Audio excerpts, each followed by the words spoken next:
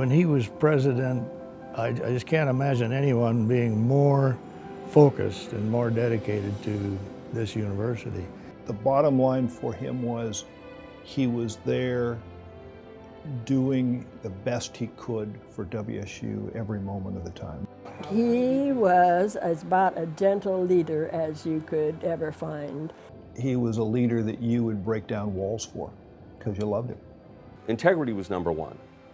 Obviously very intelligent, but he also had experience, world experiences. I mean, he was on the beach at Normandy and was there in the invasion of Normandy on Omaha Beach. I served in the World War II. I was in the landing craft there first day, the D-days, 4 o'clock in the afternoon. And the first thing I did, you can imagine, is to build a foxhole and jump in it. People will always see him as the student's president. That was one of the things that permeated his time at Washington State, was his joy of working with students.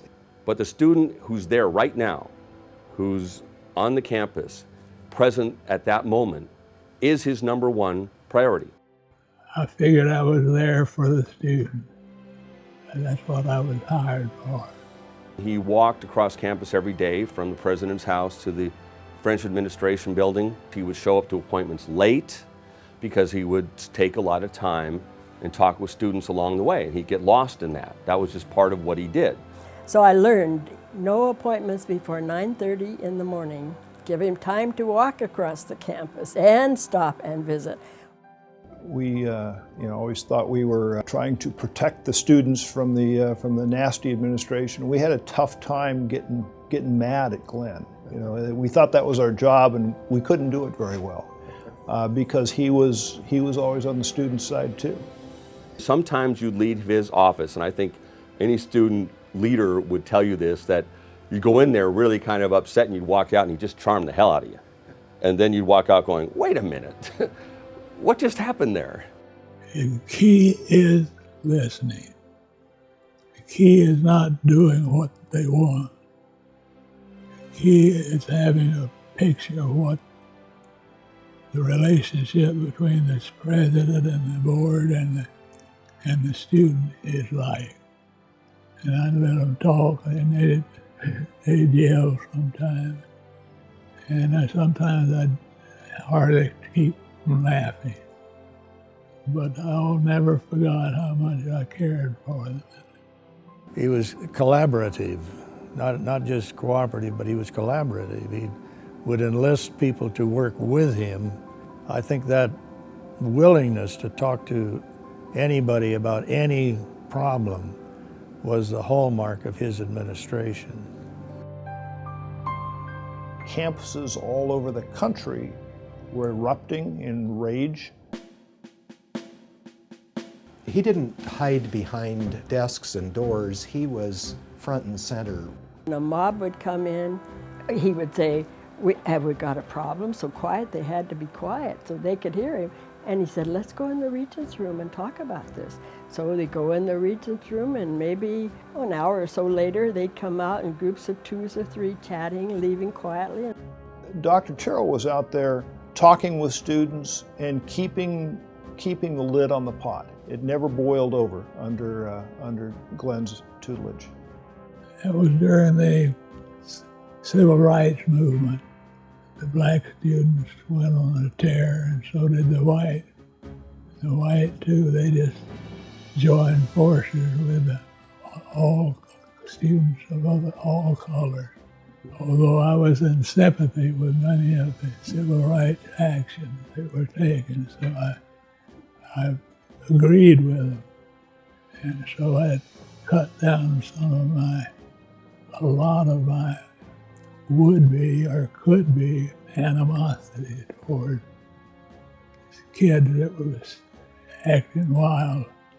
Figured if I were a kid that way, I would, at that time of life, civil rights movement, that I'd be with them. They knew that they came first with me. At a mass rally in Boulder Gymnasium with Bill Russell as the featured speaker, because there were issues not only of the Vietnam War, but of racism. Glenn stood up and announced that the injunction against what we were doing, the dismissal of classes and agreeing to hold workshops and so forth on racism, that injunction had been overturned and we were free to proceed.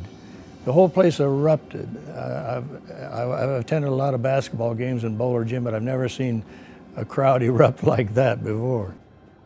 Glenn Terrell became a hero to me, and what I saw from Glenn was enormous courage. I mean, he faced it, he dealt with it, he never was ruffled. Not on the outside anyway. I'm sure he spent many sleepless nights. But we're talking about confrontations with people with loaded weapons.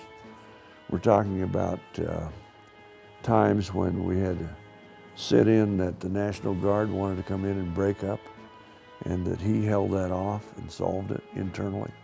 And we also had a student who came to me one day and he offered to be my bodyguard.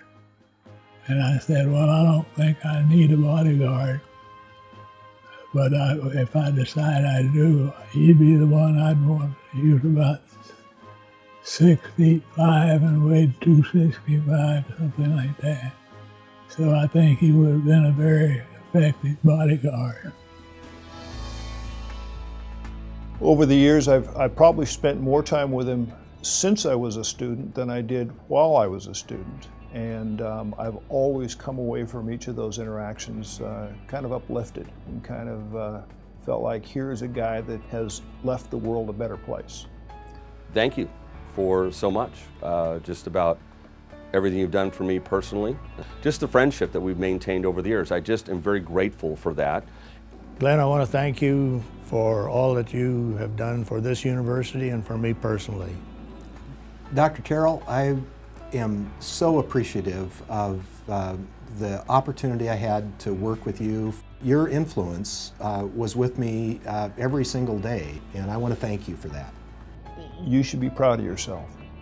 You've done a great job. You've left a wonderful legacy, and you've got thousands and thousands of people that love you. Go Cougs!